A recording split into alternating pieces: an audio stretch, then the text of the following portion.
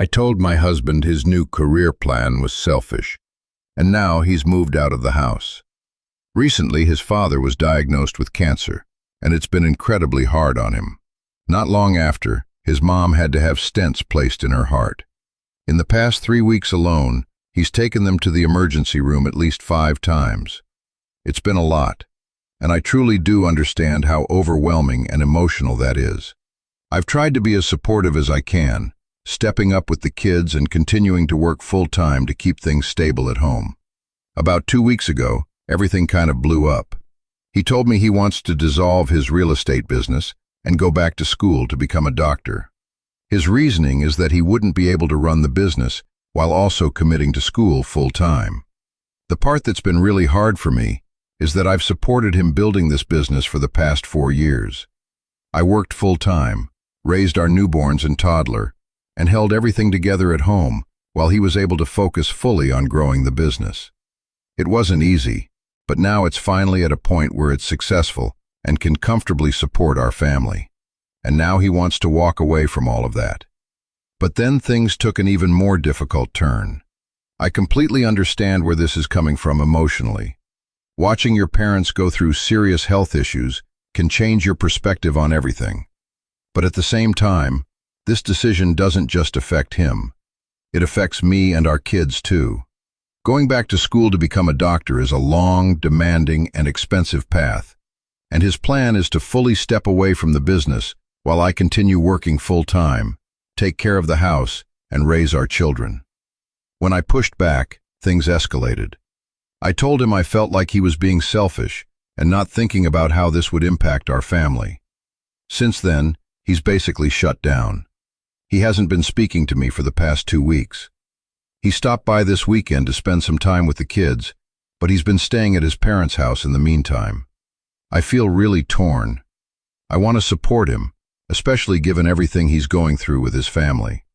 But I also feel overwhelmed, hurt, and honestly, a little abandoned. It feels like I'm being asked to carry everything again, just when things were finally becoming stable. Am I the jerk for not supporting my husband's goals? That's where the original poster left off, but the comments section had plenty of advice for her situation. One reader, user NPEVA23, whose advice earned over 3,800 upvotes, suggested a more practical approach. He can take the MCATs and any prerequisite science classes before applying for medical school. It isn't easy to even be accepted to medical school. Tell him he can continue to work in real estate while studying for and taking the MCATs, and see where that gets him. That was the perspective from user NPEVA23.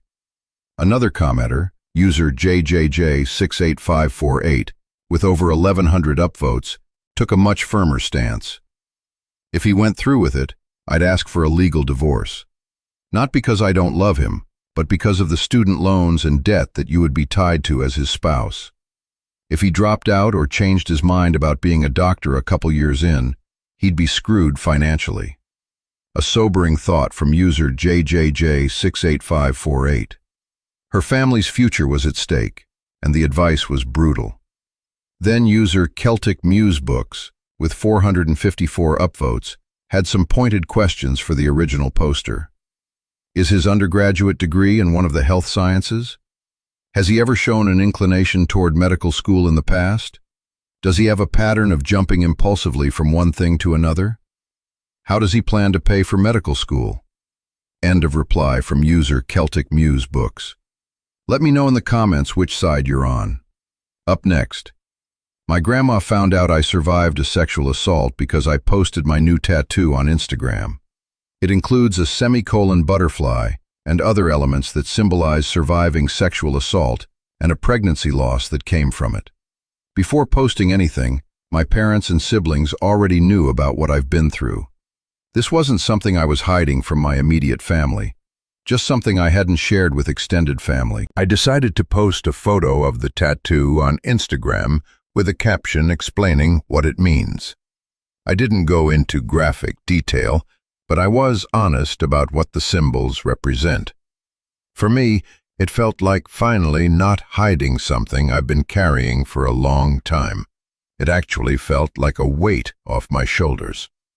The issue is that I didn't tell my extended family, such as my aunt, grandma, etc., beforehand, so they found out through the post.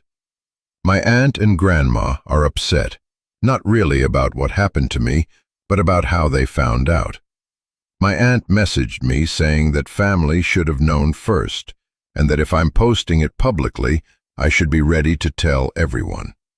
She also started suggesting things like getting medical records involved, which I'm not comfortable with right now.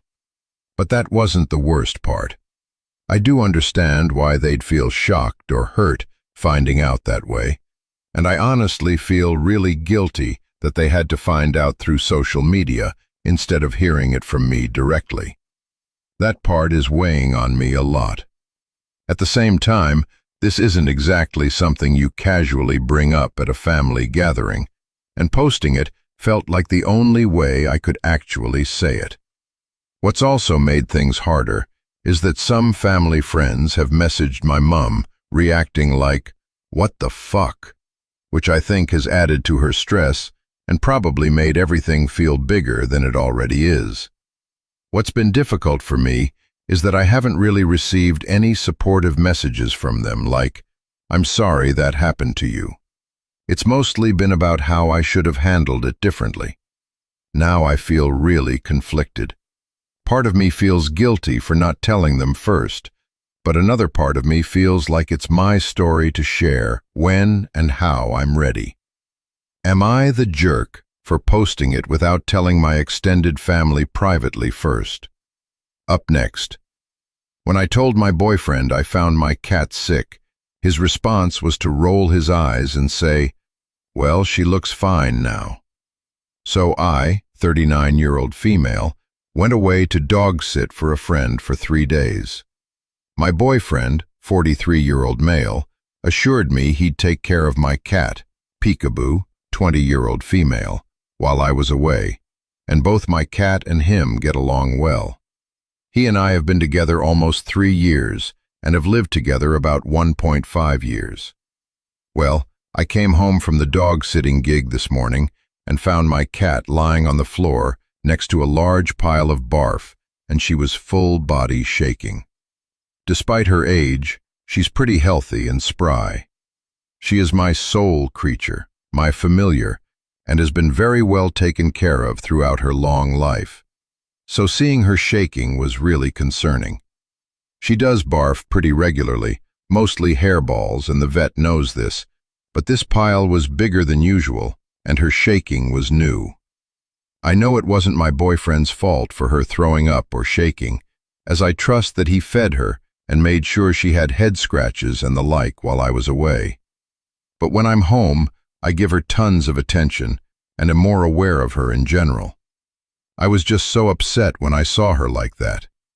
I picked her up, and she immediately started nuzzling into me, like she was so relieved that Mom was home. But the situation was about to get even more tense. Also, it was about 10 a.m. when I got home, and boyfriend was still asleep, which irked me, thinking that maybe if he'd gotten up earlier, then perhaps she wouldn't have been so stressed. I get up around 7 to 8 and take care of her.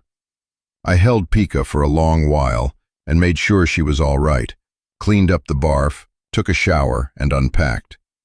Boyfriend woke up around 11, and we started chatting in the kitchen.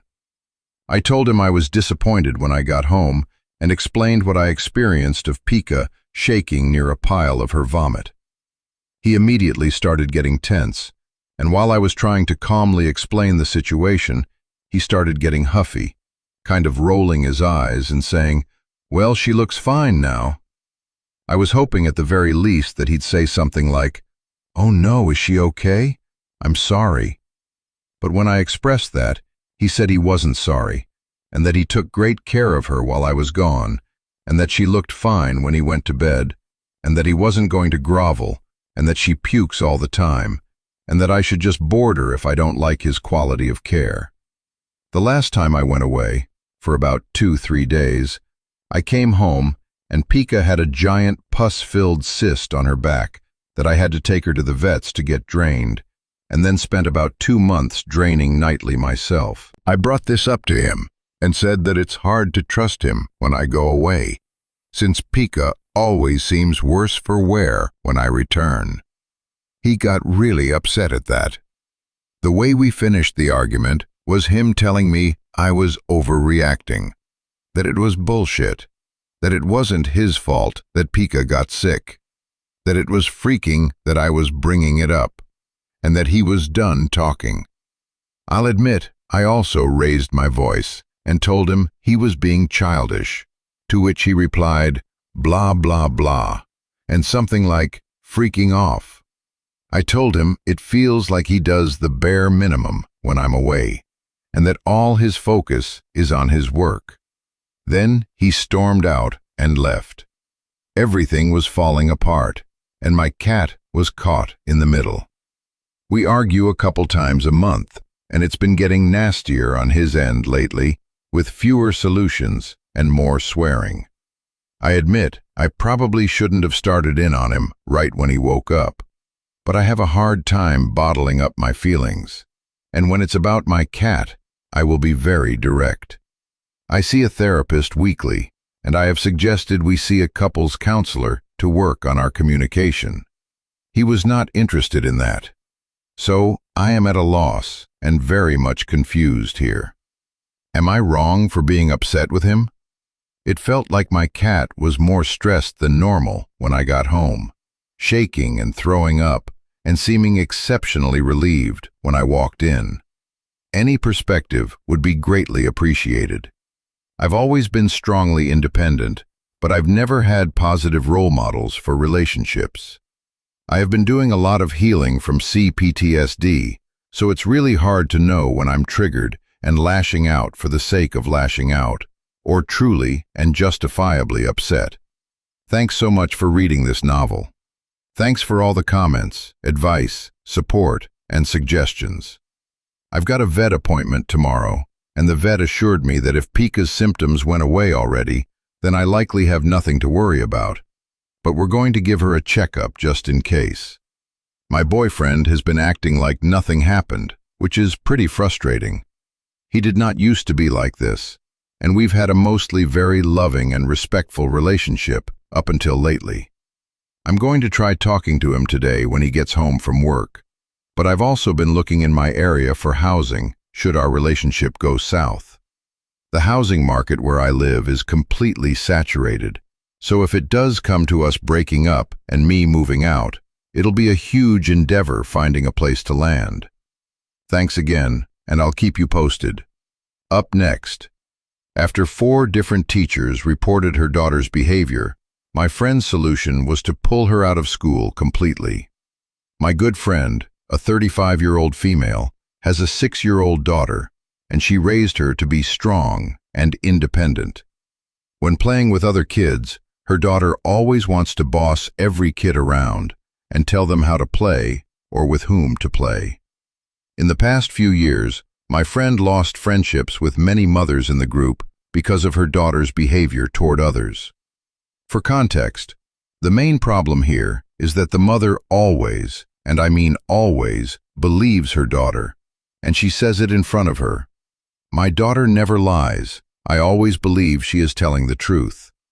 The thing is, her daughter lies a lot. I've witnessed her on so many occasions doing something and then denying it in front of her mom or saying different things. But it was never my place to intervene. I try to tell her from time to time that kids lie in an innocent way, just to let her think about this option, and she always tells me, "But my daughter doesn't lie." The real problem is now, and I think I should intervene to help her not screw her child's education. It's been a few weeks since several teachers sent my friend emails telling her that her daughter has been acting up in class, not wanting to participate or do something the teacher had asked all the kids to do. And when they try to warn the girl, she starts yelling at them. But that wasn't the worst part. For now, it has been 4 teachers who raised this concern. My friend tried to talk to the principal about it, but the principal told her, "We can't tolerate this behavior anymore, and you should speak to your daughter, or we will be getting the therapist to see her." My friend went ballistic. She took her kid out of school and is saying to everyone that the school is bad, and her daughter told her none of what the teachers said is right. Now, her daughter is at home because my friend is refusing to send her back. I want to help her and let her realize that kids lie, and her daughter is no different, and that it's normal. But now, the daughter knows that mommy believes whatever she says and is taking advantage of her. What can I say without her thinking I am attacking her? She comes to me every day to vent, but I never know in the moment what to say to her to really help her. Up next. When I asked for my prom photos, my dad asked an insane question. Gothic or Seaside? We went to a local waterfall to get pictures, and I thought nothing of it, because that is tradition. Your parents take cringy photos, and you giggle at them before you make a cute prom post. Yeah, no, that did not happen. I have a singular photo that my grandma took of me. My mom, 36, said she was going to print some for her parents, and I was low-key excited to have a few physical copies. I asked my dad to send me some. He said, Gothic or Seaside? I said neither, because I said I wanted natural, unedited pictures. So I asked my mom. I received framed AI photos. The background is ruined, and I do not even look like me in half of them. She said, You have a problem with them. And I said, Yeah, actually. I started legitimately crying, because this is so stupid, and now I have no good prom pictures. I texted my grandma, her mom, 53, and got told to stop being a little jerk. All I wanted was natural, cute pictures of my best friend and I, but now I have none. Zip, zilch, zero. So, am I the jerk? Reddit had a lot to say about this, and then it got weird. The top comment, from user misunderstood, with 1,000 upvotes reads, Not the jerk. If I received AI photos of me, I would be fucking pissed, especially for a milestone as huge as my first prom. Another reader, user Old Man Speed, added, What did I just read? The people there at the waterfall took a bunch of photos, but will not just send you the originals? Like, did you ask, Can you please send me the originals? And they said, No, absolutely not. Another reader, user Pyramid Head, added, Not the jerk. I am sorry that happened. Is there any way you can get the unedited photos from your parents? Let me know in the comments which side you are on.